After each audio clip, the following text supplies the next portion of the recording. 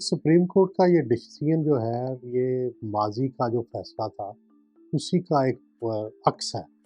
और उसी चीज़ को दोहराया गया है कि 90 दिन से ज़्यादा इलेक्शन पोस्टपोन नहीं हो सकते और उन्होंने सिर्फ़ जो 14 दिन दिए हैं, वो जो देरी हुई है इलेक्शन कमीशन के फैसले में, उसकी वो दिए हैं।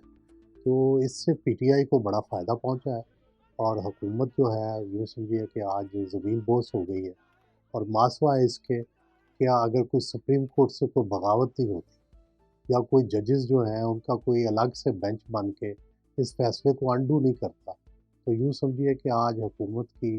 जो पोज़ीशन है वो बहुत कमज़ोर हो गई है, अखलाकी भी और कानूनी भी। जो चीफ जस्टिस साहब ने जो इलेक्शन के हक में फ़ैसला दिया, मैं ज़ाती तौर पे उसको खुशाइंद समझता हूँ कि 90 दिन के अंदर इलेक्शन होना चाहिए था। लेकिन वो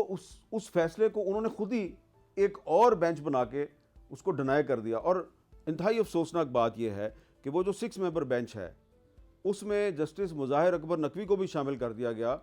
जो इंतहाई मुतनाज़ा जज हैं और जिनके ख़िलाफ़ रेफरेंसेस जो हैं वो सुप्रीम जुडिशल काउंसिल को भेजे गए हैं। तो उनको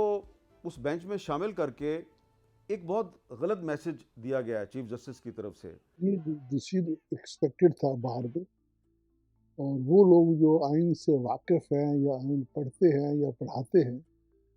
या प्रैक्टिस करते हैं, उनका ये थ्रू आउट ये ख्याल था कि कोई जज भी ये फैसला नहीं कर सकता कि आइन कहता है कि अगर असेंबली टूट जाए तो इलेक्शन 90 दिन के अंदर होना है।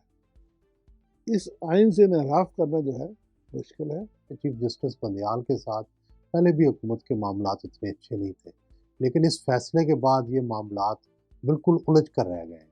और ज़ाहिर है जो ऐसे जज हैं जो इख्तलाफ कर रहे हैं चीफ जस्टिस बंदयाल से, वो हुकूमत के मंजूर नज़र बन गए हैं और चंद बंदयाल जो है वो ऐसे लगता है कि वो हुकूमत से ज़ाहिर है उनके खिलाफ महाज खोलेगी। एक तरफ पीडीएम की हुकूमत है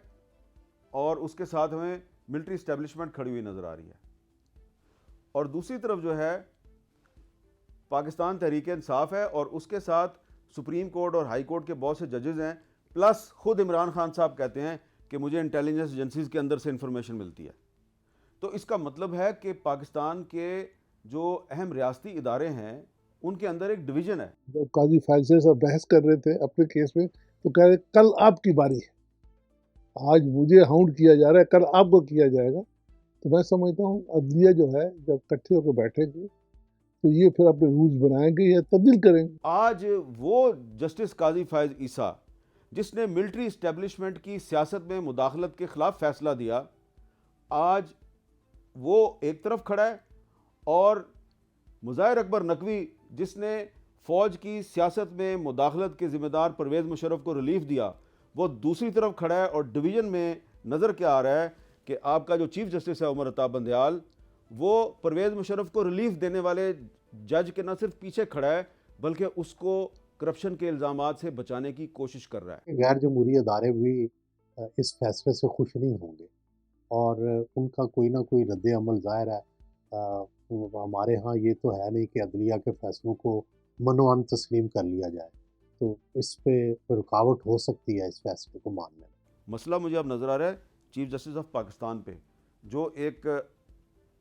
अना की लड़ाई में अपने